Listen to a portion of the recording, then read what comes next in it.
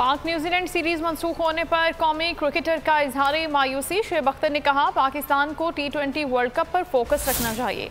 हसन अली ने कहा कि दुनिया को बावर करा दूंगा, हमारा मुल्क क्रिकेट के लिए महफूज तरीन है। शाहीन शाह अफरीदी कहते हैं पाकिस्तान के पास न सिर्फ दुनिया की बेहतरीन सिक्योरिटी फोर्स है बल्कि बहुत सी गैर मुल्की टीमों ने माजी में पाकिस्तान में अपने क्रिकेट के दौरे कामयाबी से और पुरअमन तरीके से मुकम्मल किए हैं।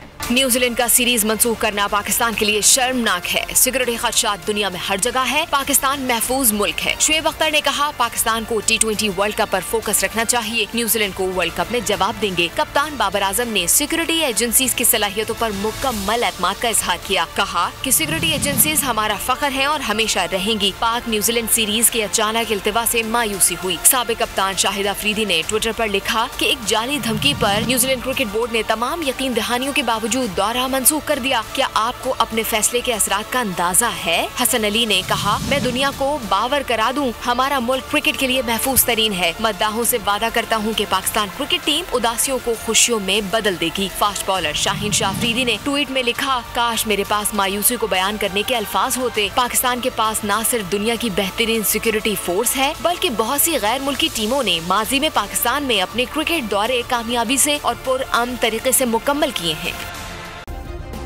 सब्सक्राइब करें और बेल दबाएं ताकि कोई खबर रह न जाए।